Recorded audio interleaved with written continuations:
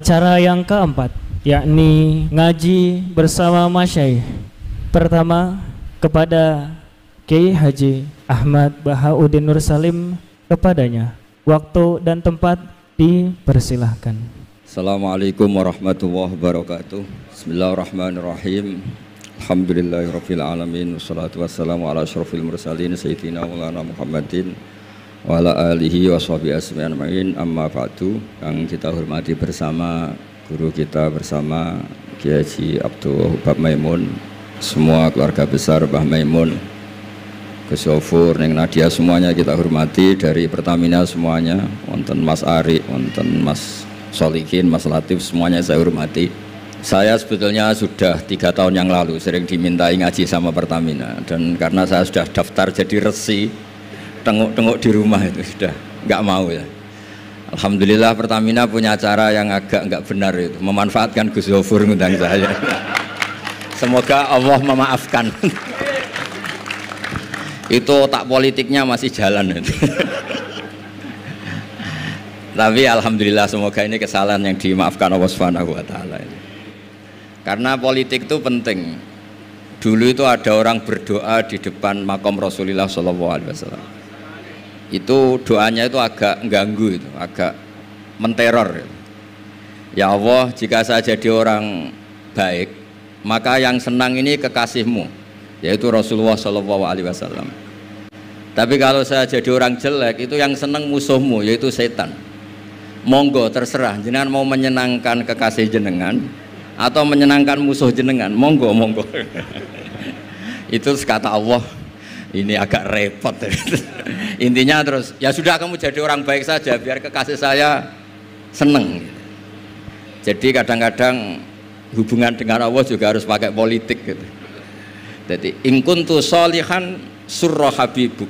Kalau saya jadi orang soleh maka yang senang kekasihmu. Kalau saya jadi orang jelek yang senang itu musuh engkau. Terserah jenengan sebagai Tuhan milih mana, menyenangkan kekasihmu atau menyenangkan musuhmu. Jadi kadang-kadang dalam dunia ngaji itu juga harus ada akal-akalan gitu. Saya berkali-kali jadi korban. Sebetulnya saya senang uzlah itu bukan karena apa-apa. Satu, iktifa dengan kiai yang sudah ada. Kedua, ya bapak saya itu namanya Kiai Nur Salim, itu punya bapak namanya Mbah Nur Sam. Sepuh-sepuh itu memang uzlah. Mungkin faktor gen. Jadi saya membatasi sekali. Tadi neruskan ngajinya Gus Yofur, saya disuruh agak lama, tapi bukan lama, agak lama itu ya 15 menit sambil nunggu Gus Idror. Tadi beliau cerita Mbah Maimun itu menjadikan belajar itu torekoh itu ilmu, kata Mbah Mun, mengajar. Jadi beliau saking tawaduknya nggak pakai bahasa Arab. Memang teks hadisnya itu Arabnya itu ad-dunya mal'unah, mal'unun ma fiha illa dzikrawah wa ma walahu aw aliman aw muta'aliman. Jadi dunia ini semuanya terlaknati kecuali yang terkait ingat Allah, ingat belajar, ingat ilmu. Saya sering, karena saya ini termasuk peneliti, saya bikin analogi. Ada rumah itu lengkap, ada kamar mandinya, ada kamar tidurnya, ada makanannya. Tentu yang masuk rumah itu terburuk itu adalah nggak ngerti yang punya rumah itu siapa. Nggak punya rumah itu siapa, kamu langsung makan, langsung tidur, langsung memanfaatkan isi rumah itu tanpa ingin tahu yang punya siapa. Betapa buruknya itu. Nah, kira-kira seperti itulah pengajaran kita di pesantren. Pertama yang harus kamu ngerti itu ma'rifatullah. Kamu tahu yang punya dunia ini siapa. Kok tahu-tahu kamu pakai minyaknya kamu bor Pak Ari, terus dijual, terus menghidupi sekian banyak orang, itu milik siapa? Itu udah milik direkturnya, milik Allah Subhanahu wa taala. Jadi memang ngerti itu nomor 1. Jadi ya sama, kamu mau sowan sini itu harus matur Mbah Ubab sebagai putra Mbah Mun tertua, matur Mbah Ghafur. Kalau ngundang saya ya harus lewat Gus Ghafur. Jadi pokoknya harus ngerti dulu gitu. Intinya itu harus ngerti dulu. Itu ada orang Gus biasa dimarahi istrinya tuh senengnya sama saya bukan main. Karena saya sering cerita ilmu itu penting, yang bikin orang nggak kaget tuh ilmu. Kamu tahu kan istri kamu pantangannya itu kamu pulang nggak bawa uang, sudah gitu punya cerita di luar kamu tuh nggak macem-macem. Ya Gus tahu. Setelah pulang betul-betul tidak bawa uang, ada kabar kamu macem-macem. Istri kamu marah, tidak marah. Setelah marah betul, Anda harus bangga karena itu sesuai teori ilmu Anda. Akhirnya setiap dimarahi istri itu dia bilang, ternyata ilmu saya akurat. Ilmu saya benar gitu. Jadi ilmu itu penting supaya kalau kita ngalami apa itu tidak kaget. Di mana-mana atasan itu ya marahi bawahan. Bawahan itu takut sama atasan. Suatu saat kamu dimarahi Pak Ari, ya berarti sodako ilmu saya memang akurat. Karena tidak ada ilmu yang mengajarkan bawahan marah sama atasan. Ya sudah, anggap saja itu sesuai teori. Jadi enak lah, anut ilmu itu enak. Tadi kalau Gus Zofur cerita dulu di Madrasah Sarang sampai di Al-Azhar, itu takutnya kiai itu kalau diancam santri itu boyong. Memang ketika saya ngaji sama Mas saya Sarang termasuk sama Mbak Ubab itu masyhur itu, kalau ada orang nggak naik kelas itu kiainya diancam saya naik atau kembali ke terminal. Itu kiai biasanya takut. Itu cerita terkenal. Ternyata di Al-Azhar sama. Tadi ada anak Thailand nggak hafal 8 juz, bawa tiket Gus. Saya pulang ke Thailand tidak jadi orang, Pak dosen yang dosa. Lulus. Lah itu di cerita-cerita yang diceritakan Said Muhammad termasuk di Abu Abdul Farad juga gitu. Ada orang tuh dosanya banyak sekali, kesalahannya banyak sekali. Sampai diceritakan itu kesalahannya digelar itu tis'atan wa tis'ina sijillan. Kullu sijillin maddul basor. Jadi dokumen kesalahannya itu 99 bok kotak, per kotak itu sepanjang mata melihat. Sampai orang ini putus asa karena pasti masuk neraka. Tapi kata Allah, kamu tenang saja. Dan Allah itu sangat, ya kalau boleh dibahasakan itu sangat fair. Sampai Allah tanya, adzolamat kakatabati, apa para penulisnya itu dolim sama kamu sehingga sentimen kalau kamu jelek ditulis, kalau baik gak ditulis. Enggak Gusti, memang saya salah betul. Jadi di antara pertanyaannya Allah itu adzolamat kakatabati. Akhirnya terus sampai itu nyata salah, terus kata Allah, la zulma alaikal yaum, kamu tenang saja, kamu punya satu kebaikan. Terus Allah mengeluarkan satu kotak kecil. Terus kata orang itu, sudah Gusti, gak usah, gak penting. Masa 99 box dilawan kotak kecil. Tapi di situ isinya itu kalimat la ilaha illallah Muhammadur Rasulullah. Ketika malaikat disuruh nimbang sama, coba timbang kesalahan yang sebanyak itu dengan hadil kalimat. Fatosat as-sijillat. Ternyata yang menang itu kalimat la ilaha illallah, yang ini salah, nggak diabaikan. Itu terus kata hadis terakhir, fala yaskulu ma'asmillahi ta'ala syai'un. Dibanding kalimat ini semuanya itu nggak ada artinya. Karena kira-kira logikanya gini, malaikat bisa diteror sama Allah. Kamu berani ngabaikan nama saya. Jadi kalau saya dipanggil orang 1000, terus satu Gus Zofur, itu milih Gus Zofur, kamu berani mengabaikan putra Mbah Maimun, kan saya tidak berani. Jadi kira-kira gitu, malaikat ditanya sama Allah, kamu berani mengabaikan kalimah la ilaha illallah? Ya tidak berani Gus, dia sudah menangkan. Jadi intinya itu penting sekali kalimah-kalimah thayyibah la ilaha illallah Muhammadur Rasulullah. Sujud tadi yang diajarkan Gus Zofur, apalagi tahajud, terus dilihat anak, katanya seneng sekali. Ternyata bapak saya ahli tahajud. Kalau nggak dilihat ya diceritakan Gus baginya. Tapi apapun itu supaya analogi agama itu dimulai diantaranya selain Quran, hadis, ijma itu kias. Kias itu analogi.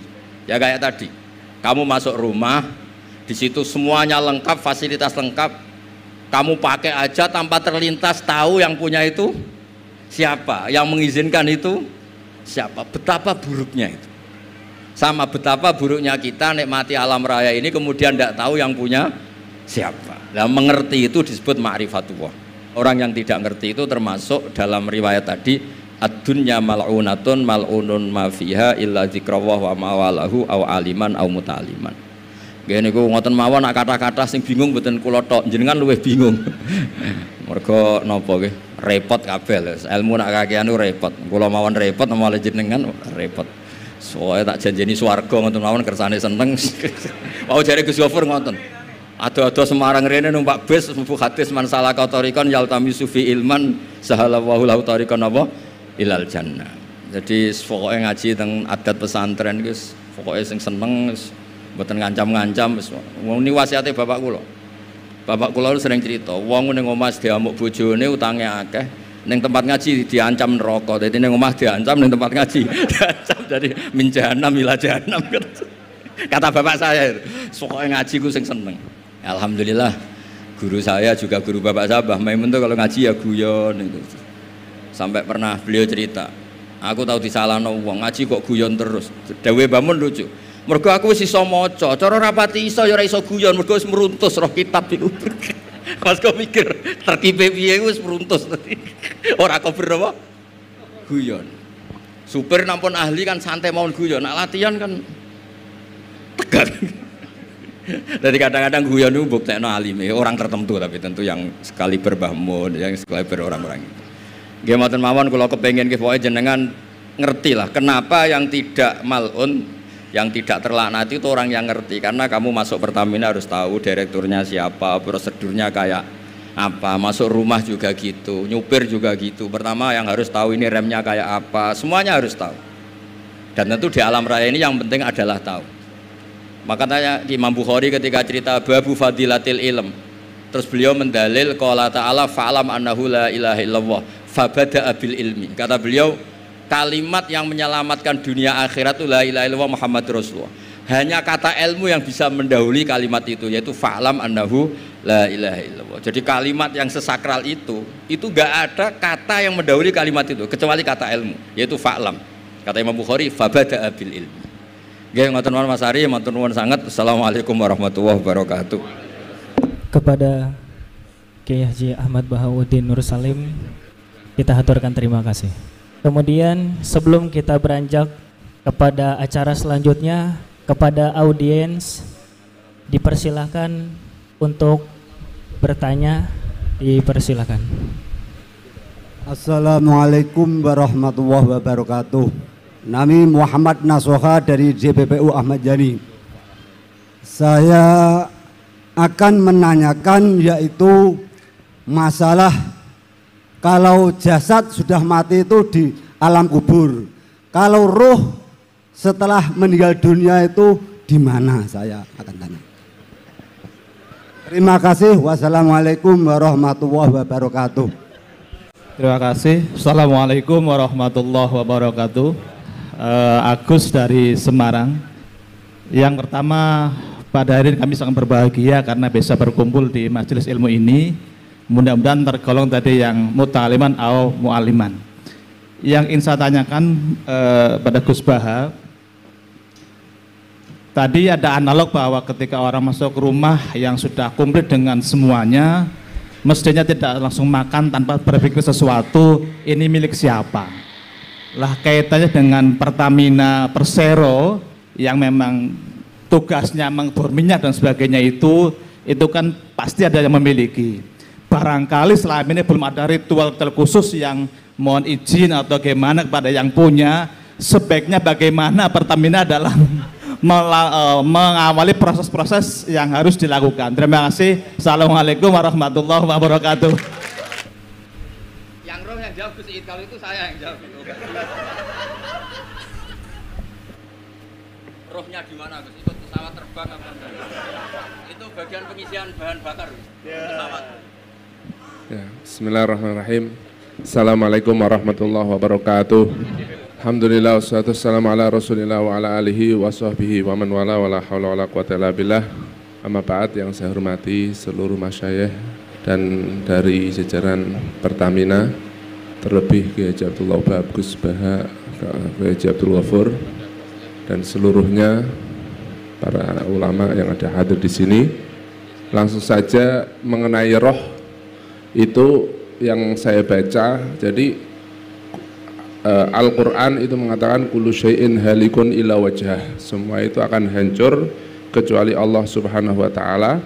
Namun sebagaimana adat Allah Subhanahu wa taala, yang mana di sini Allah mempunyai sunnat Allah, walan tajida li sunnatillahi tabdila walan tajida li sunnatillahi tahwila. Allah itu mempunyai kebiasaan, yang mana kebiasaan Allah itu Subhanahu wa taala itu memberi mustasnayat.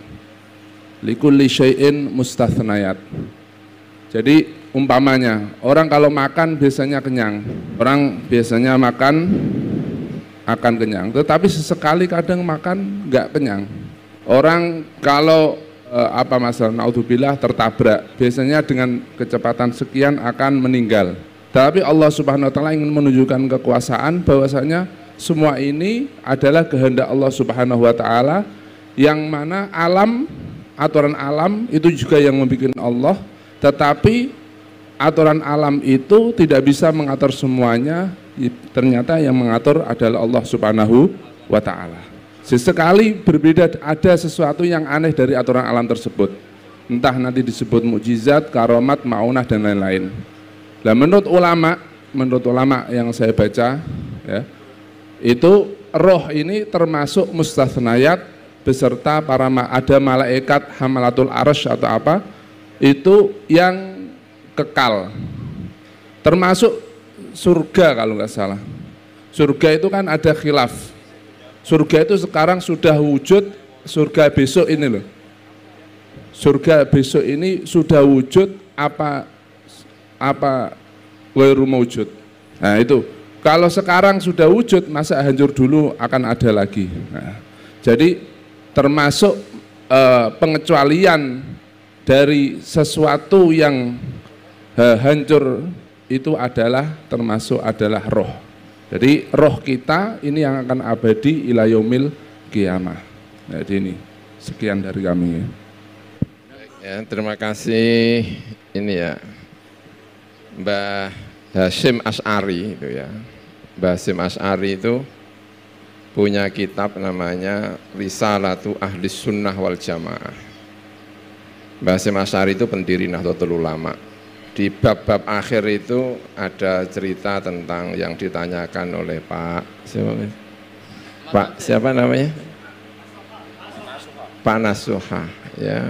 Ada perbedaan dalam memahami para ulama, tapi intinya ketika dicabut itu ya, kalau baik ya dibawa ke atas, kalau tidak baik ya mau di atas itu sudah ditolak, tapi terus kemudian dimasukkan ke dalam kubur, lalu ditanya oleh malaikat.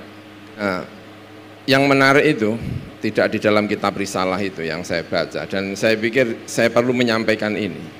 Ulama itu yang diantara sekian penjelasan tentang roh itu yang paling masuk di hati saya itu yang ini. Itu kata ulama itu gini, kamu nggak usah nanya-nanya, nanti kalau kamu mati udah tahu sendiri gitu. Itu paling berkesan gitu. Kesan, iya ya benar ini. Kenapa kok harus dikhilafkan? Karena ulama itu imajinasi itu macam-macam. Ada yang katanya yang dihidupkan itu badannya cuma atas tok.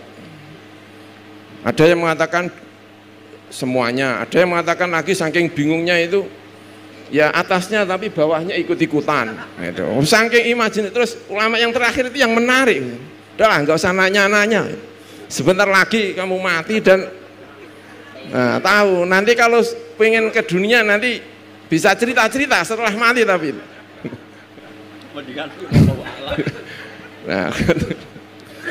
Nah ini yang disampaikan Gus itu kan teori bahwa itu abadi nanti sampai hari kiamat, bahwa itu tapi penjelasan lebih lanjutnya ya paling enak ya itu Gus ya, pokoknya nantilah ya, semoga umurnya panjang ini jangan cepat-cepat tahu. Kalau penasarannya banget ya sudah lah, kalau penasaran baik, itu yang saya sampaikan, terima kasih ya. Yang tanya siapa tadi itu? Seruat tanya. Bismillahirrahmanirrahim. Ini bedanya senior sama junior. Gus itu junior. Jadi ini kasihan ini masa ngeralat jawaban adiknya. Jadi memang di antara cerita kitab tasawuf itu nanti orang paling pinter ketemu sama orang bodoh itu sama-sama kesimpulannya wallahu a'lam. Nah, Allah yang Maha tahu itu. Tadi yang Mas Agus ya, jadi ada sebuah hadis qudsi ketika Allah ditanya Nabi Dawud kalau nggak salah, sebagian riwayat Nabi Musa, pokoknya ditanya orang baik lah, ya Allah nikmat engkau sebanyak ini, lalu saya cara mensyukuri gimana? Kata Allah, cukup kamu tahu yang memberi nikmat itu siapa, yaitu saya, kata Allah. Yang penting misalnya kalau ngebor ya tahu kalau itu tidak milik mbah tua penunggu kayu besar atau dedemit siapa ya, kalau kita muslim ya tahu itu bismillahirrahmanirrahim. Jadi dalam ilmu yang saya kaji itu bismillah itu boleh ahli fikih mengatakan itu sunnat, Tapi kalau ahli ilmu hakikat, bismillah itu satu kelaziman. Di mana-mana yang kita makan itu milik Allah. Kekuatan kita makan juga karena rahmat Allah. Apa artinya makanan kalau kita sistem saraf kita rusak gitu? Apa nikmatnya makanan ketika kamu makan ketemu orang yang mau mecat kamu, yang mau nagih kamu, kan hilang semua. Semua kenikmatan yang kita dapatkan ini butuh sekian infrastruktur kalau dalam bahasa Pertamina itu. Makanannya enak, apanya enak semua. Ketemu orang yang paling kamu benci langsung nek semua. Jadi semuanya itu bisa diatur sedemikian rupa itu kalau ada bismillah, ada asma Allah yang menghendaki kita ini bisa nikmati yang kita. Ya kalau sampean tanya pamitnya sama siapa, kalau perizinan ya tanya Pertamina. Tapi kalau izin sama yang punya ya tadi lah, kalau kita ya tahu kalau itu milik Allah Subhanahu wa taala. Jadi nggak perlu mati dulu kalau bab ini nggak perlu mati dulu. Nggih ngoten mawon, mugi-mugi paham pun namun takok malih pun. Assalamualaikum warahmatullahi wabarakatuh. Terima kasih kepada para masyayikh atas jawaban-jawabannya. Semoga yang memberi pertanyaan lega hatinya, diberikan pencerahan. Amin ya robbal alamin. Selanjutnya sambutan atas nama keluarga kepada Kiai Haji Muhammad Idror Maimun. Waktu dan tempat dipersilahkan. Assalamualaikum warahmatullahi wabarakatuh. Alhamdulillahilladzi takarrama alaina bini'amin la tuhsa wa la tu'ad. Wassalatu wassalamu ala sayyidina Muhammad wa ala alihi wa ashabihi wa man tabi'ahum ila yaumil ma'ad, amma ba'd. Yang kami muliakan dan kami cintai beliau, kakak-kakak kami dan senior-senior kami, beliau Kiai Haji Abdullah Ubab, Kiai Haji Abdul Ghafur, Kiai Haji Bahauddin, dan juga ada keponakan dan teman kami, adik dari Gus Baha, Gus Umam, ada Gus Rosid, dan juga ada di belakang ada Gus Rokib, satu pondok dengan kami. Tidak lupa yang kami hormati dari jajaran petinggi Pertamina, dari Bapak Jawa Tengah DIY, Bapak Ari Dwi Buja, dan Bapak Solehin, dan lain-lain yang tidak bisa saya sebutkan satu persatu. Alhamdulillah wa syukurillah, dengan memuji Allah Subhanahu wa taala atas rahmatnya, kita di sini dikumpulkan dalam majelis yang luar biasa, dihadirkan dengan apa itu didikan sesepuh bangsa. Di sini kita kumpul dengan beliau, didikan dari Kiai Haji Simbah Kiai Haji Maimun, dengan adanya Gus Baha, Kiai Haji Abdullah Ubab, Gus Ghafur, dan juga dari Pertamina, yang mana saya kalau ingat ini ingat Mbah Maimun, yang mana Mbah Maimun itu sangat suka sekali dengan yang berbau dengan nasionalisme. Apapun yang berkaitan dengan kepemerintahan, beliau sangat mengapresiasi sekali dan sangat suka sekali. Beberapa kali saya yang menjadi putra beliau menyaksikan hal ini, dan banyak saksinya. Karena kalau kata orang, cinta itu tidak bisa disembunyikan, ya. Cinta itu, orang itu kalau sudah cinta nggak bisa disembunyikan. Dalam arti pasti ada alamat-alamatnya. Sebagian ulama itu mengatakan demikian. Kalau adz-dzahir itu sesuatu yang nampak, itu adalah menunjukkan apa yang ada di hati. Sesuatu yang nampak itu menunjukkan sesuatu, wajah itu menunjukkan apa yang ada di hati. Maka dari bahasa tubuh beliau, Simbah Kiai Haji Maimun Zubair, beliau sangat mengapresiasi menyemangati tentang teman-teman yang bergulat di dalam berkhidmah dan bekerja di perusahaan milik pemerintahan. Bahkan beliau sering menyemangati, beliau mengatakan jangan sampai perusahaan-perusahaan yang ada di milik pemerintahan ini jangan sampai hilang. Saya ingat bahwa termasuk salah satu perjuangan Mbah Maimun yang menjadi sejarah itu adalah jangan sampai pada waktu itu PT Semen Gresik ini ikut kelompok asing. Itu banget sangat cintanya si Mbah Maimun terhadap pemerintahan. Sampai sempat, ini nggak usah disebutkan secara detailnya, tetapi nyawa beliau taruhkan untuk hal tersebut. Jadi beberapa kali untuk membela kepentingan nasional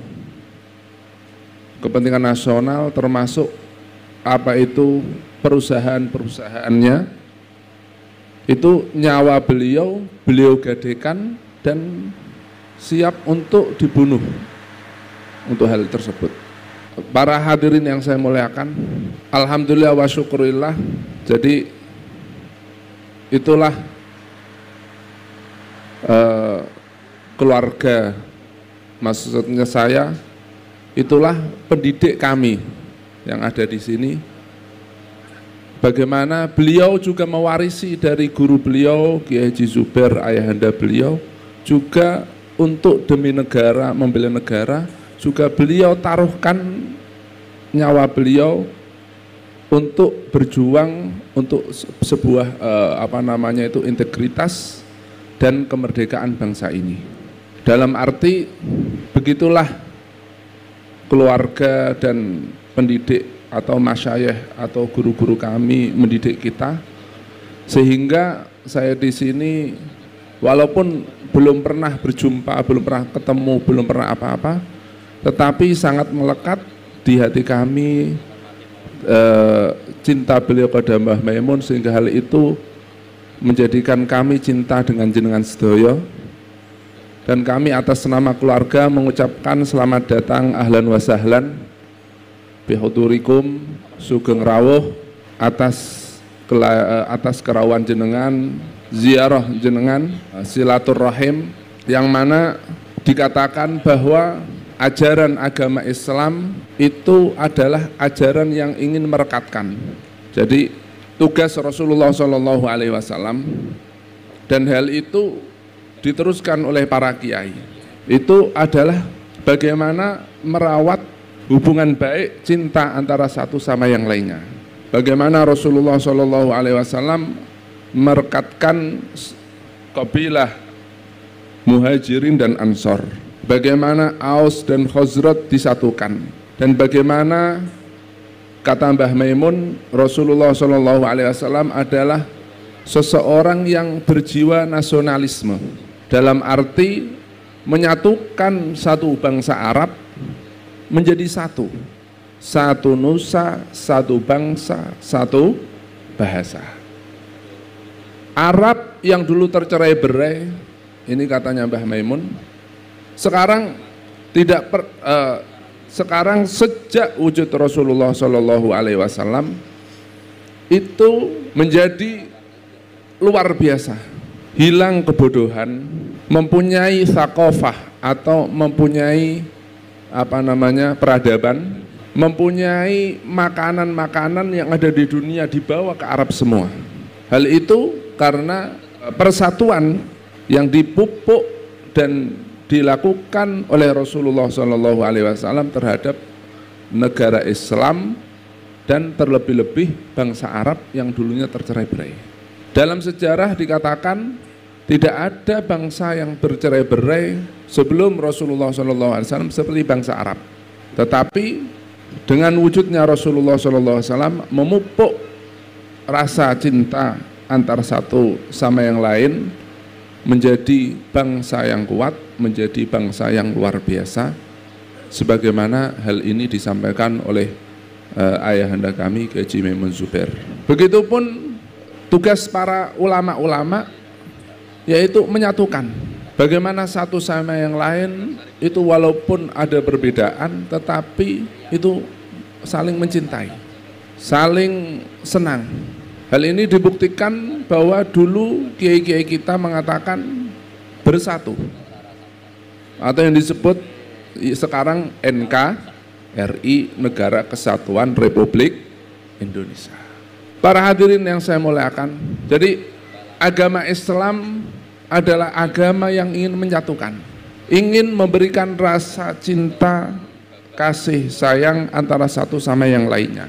Tak ayal agama Islam ini banyak yang atau jarang yang diungkap bahwa Islam itu juga mensyariatkan untuk bagaimana cinta itu bisa dipupuk. Makanya ini kalau yang suami istri jangan dikira cintanya ini yang diawetkan, yang dipupuk ini bagi yang telah nikah lama saja ya.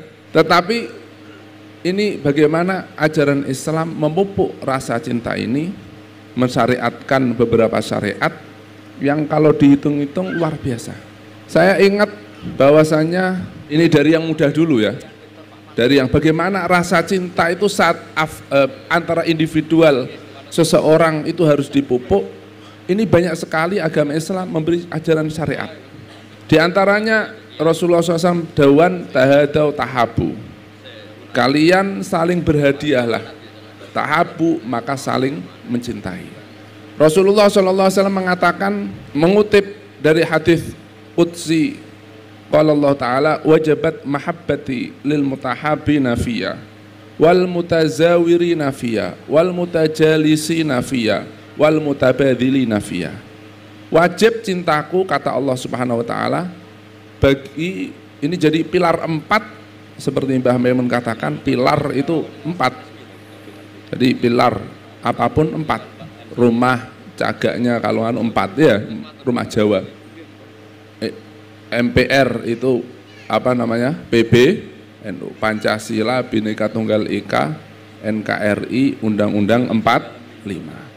Lalu pilar masyarakat agar menurut Rasulullah SAW agar terawat itu juga 4. 1, duduk-duduk seperti ini. Wajabat mahabbati, 1 lil mutahabbina fiyya, yang saling mencintai. 2, harus dirawat dengan wal mutazawirin, saling ziarah seperti jenengan. Jenengan ziarah ke sini atau kapan-kapan Gus Baha sudah sering ke Jogja ya. Sama beliau sering ke Semarang belum nggih? Enggak tahu nanti kapan ini. Saling ziarah, saling duduk-duduk, dan terakhir wal mutabadzilina fiyya, saling mengasihi. Karena negara yang kuat, masyarakat yang kuat itu kalau sudah bisa saling memberi. Saling memberi itu tidak harus uang. Ada yang memberi uang, ada yang memberi kekuatan, ada yang memberi pemikiran, ada yang memberi minimal hadir, memperbanyak orang Islam. Minimal hadir, nggak bisa ini, nggak bisa apa, minimal hadir saja. Itu sudah memperkuat sekali. Seperti Sayyidina Anas, ibunya Sayyidina Anas memberikan anaknya untuk khidmah kepada Rasulullah SAW. Alhasil banyak cara-cara agama Islam ini mempererat rasa cinta satu sama yang lain, sampai yang terakhir ini yang paling tinggi yang saya tahu. Kata Rasulullah SAW mengatakan, kamu kalau seneng sama orang, tapi jangan laki-laki sama perempuan ini ya, si A sama B, laki-laki sama, maksudnya seneng nggak rasa cinta-cinta nafsu, bukan, tapi cinta mahabbah, seperti dengan cinta Gus Baha masalah. Kamu kalau cinta sama orang, kamu katakan rasa senang kamu kepada orang yang kamu cintai, untuk memupuk dua ini masyarakat supaya saling mencintai. Jangan sama teman sampean cinta. Coba ini, saya dibilang saya senang dengan kamu, pasti yang diomong itu kan menjadi senang. sehingga satu sama yang lainnya akan terpupuk rasa cinta saling harmonis sekali.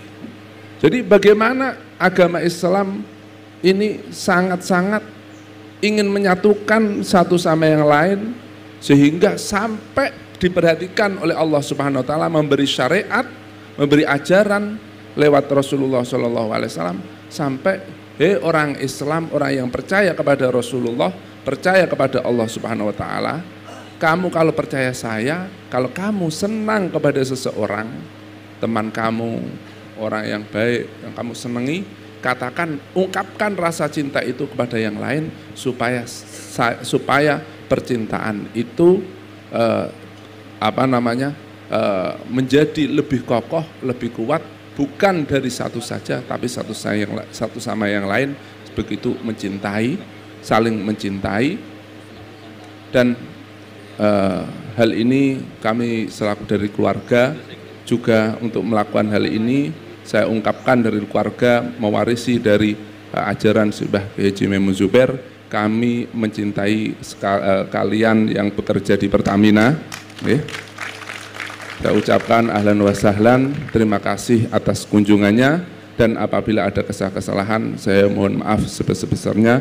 Akhirul kalam, wassalamualaikum warahmatullahi wabarakatuh. Kepada Kiai Haji Muhammad Ibrahim Maimun kami haturkan terima kasih.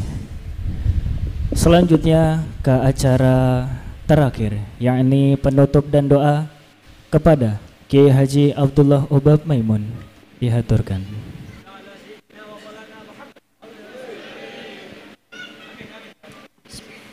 Doa Arab on nggih. Bismillahirrahmanirrahim. A'udzubillahi minasyaitonir rajim. Bismillahirrahmanirrahim. Alhamdulillahirabbil alamin. Arrahmanirrahim. Maliki yaumiddin. Iyyaka na'budu wa iyyaka nasta'in. Ihdinas siratal mustaqim. Siratal ladzina an'amta 'alaihim ghairil maghdubi 'alaihim waladdallin. Amin. Bismillahirrahmanirrahim. Alhamdulillahirabbil alamin. Allahumma shalli ala sayyidina Muhammad salatan tamla'u biha khaza'ina Allahi nura takununa lil mu'minina faraja wa faraha wa surura wa ashabi ismin taslimin katsira. Allahumma ya Allah, Allahumma inna nas'aluka ya Allah tamam as-salam wa al-afiyah fid din wal akhirah. Allahumma inna nas'aluka minan ni'mati tamamaha wa minal ismati dawamaha wa minal rahmati shumulaha wa minal afiyati husulaha wa minal aish wa min ya Allah wa minal afiyati husulaha wa minal aish syarghadahu wa minal umri as'adahu wa minal lutf wa minal fadli azabahu wa minal ihsani atamahu wa minal in'ami ammahu wa minal fadli azabahu wa minal lutfi azabahu. Allahumma kun lana wa la takun alaina. Allahumma ikhtim bi sa'adati ajalana wa haqqiq bi ziyadati amalana wa akrim bil afiyati غدونا وآصلنا يا الله واجعل إلى رحمتك مصيرنا ومآلنا واصبب سجال عفوك على ذنوبنا ومن علينا بإصلاح عيوبنا واجعل التقوى زادنا وفي دينك اجتهادنا واعتمادنا وعليك توكلنا واعتمادنا وإلى رضوانك معادنا. اللهم ثبتنا على نهج الاستقامة وأعذنا في الدنيا من موجبات ندامة يوم القيامة. اللهم خفف عنا ثقل الأوزار وارزقنا عيشة الأبرار واكفنا واصرف عنا شر الأشرار واعتق رقابنا ورقاب آبائنا ومشايخنا من النار يا الله واعتق رقابنا وأمهاتنا وأجدادنا وجداتنا من النار يا عزيز غفار يا كريم يا ستار يا حليم جبار يا الله يا الله يا الله. اللهم أرنا الحق حقا وارزقنا اتباعه وأرنا الباطل باطلا وارزقنا اجتنابه ولا تجعله متشابها علينا فنتبع الهوى. اللهم إنا نعوذ بك من أن نموت في طلب الدنيا برحمتك أرحم الراحمين. اللهم يا الله اللهم ربنا ظلمنا أنفسنا فاغفر لنا وزارنا الكبائر والمن فإنه لا يغفرها إلا أنت واهدنا لأحسن الأخلاق فإنه لا يهدي لأحسنها إلا أنت. اللهم يا الله أحسن يا الله وبارك يا الله في بلادنا يا الله في بلادنا يا الله بارك. يا الله نسألك رضاك الجنة ونعوذ بك من سخطك والنار. ربنا هب لنا من أزواجنا وذريتنا قرة أعين واجعلنا للمتقين إماما يا الله. اللهم أحينا يا الله، اللهم أحينا يا الله، مجد معنا بالعلم يا الله بالعلم والتقى والعفاف والغنى. اللهم أغننا بلا سبب واجعلنا سبب الغنى لأوليائك برحمتك أرحم الراحمين. اللهم ارزقنا حسن متابعة نبيك محمد صلى الله عليه وسلم. ربنا آتنا في الدنيا حسنة في الآخرة حسنة وقنا عذاب النار. وصلى الله على سيدنا ومولانا محمد وصحبه وبارك وسلم. الحمد لله رب العالمين. سير الفاتحة.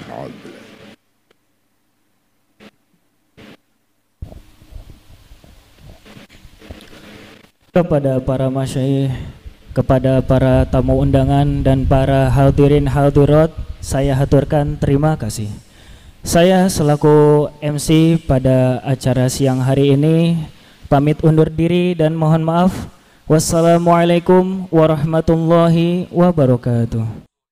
Oke teman-teman, jadi itulah reaction ngaji kita bersama dengan Kiai Haji Bahauddin Nursalim atau Gus Baha, di mana Gus Baha di sini ngaji bersama dengan para direktur Pertamina, para pekerja Pertamina, dan juga dengan para masyayikh dari Pondok Pesantren Al Anwar Sarang Rembang.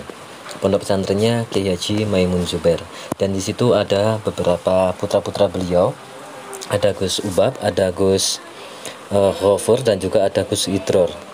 Dan di situ yang apa istilahnya ya, yang menjadi rujukan ataupun menjadi sumber utama dari keilmuan ini adalah tentu saja tetap mereka para masyayikh, para gus-gus, termasuk juga Gus Baha dan juga Gus Ghafur, Gus Ubab dan lain sebagainya, dan Gus Idror. Namun di sini Gus Baha agak sedikit menggojlok gitu ya. Ada gojlokan ala pesantren, ala porogus gitu, antara Gus Baha, Gus Idror dan juga Gus Ghafur. Nah tentu saja mereka gojlokannya itu berdasarkan keilmuan ya, berdasarkan keilmuan ataupun ya gojlokan ke ala pesantren gitulah. Nah tentu saja teman-teman, yang dibahas di sini mengenai beberapa banyak hal, terutama mengenai fikih bagaimana kita bermuamalah, bagaimana kita memanfaatkan apa yang menjadi pemberian Allah dan yang ada di dalam alam semesta ini, di dalam lingkungan sekitar kita. Pentingnya analisa mengenai dampak lingkungan juga mungkin juga bisa ada kaitannya di sini ya, karena memang Gus Bak di sini fikihnya fikih muamalah dan juga fikih bagaimana cara kita bisa mensyukuri nikmat Allah dengan bekerja dengan baik, dengan sungguh-sungguh. Dan di situ juga ada pertanyaan dari Pak Nasoha mengenai kemana ruh kita setelah kita meninggal. Jadi ruh itu ada di mana ketika meninggal? Nah, itu juga menjadi pertanyaan penting yang dijawab oleh Gus Idror dan juga Gus Ghafur ya. Gus Bak tidak menyinggung hal ini ya. Kemudian bagaimana, apakah kita ketika ingin apa istilahnya, apakah harus ada kulonuwunnya ketika kita mau melakukan pekerjaan kita, termasuk mengerjakannya itu yang setengahnya itu nggak merusak sih, ya merusak lingkungan gitu, ibaratnya itu mengubah lingkungan. Artinya ketika di Pertamina itu kan pertambangan minyak dan sebagainya kan tentu saja itu bisa istilahnya, kalau tidak dilakukan analisa mengenai dampak lingkungannya ya akan merusak lingkungan gitu. Nah bagaimana hukumnya ketika, apakah harus sowan dulu atau harus kulon nuwun dulu kepada penghuni di situ atau gimana? Nah itu juga dijawab oleh Gus Baha. Tentu saja itu beberapa hal yang dibahas di kajian kali ini teman-teman. Tentu saja semuanya berdasarkan keilmuan yang dipahami dan dikuasai oleh gus-gus kita ini. Dan gojlokan itu menambah asik suasana karena memang ala gojlokan ala pesantren itu memang apa istilahnya ya asik lah, menggelitik gitu. Itu teman-teman yang mungkin bisa kita sampaikan di sini, bisa kita dapatkan. Semoga kita senantiasa bisa istiqomah ngaji bersama dengan Gus Bak. Semoga Gus Bak senantiasa sehat selalu.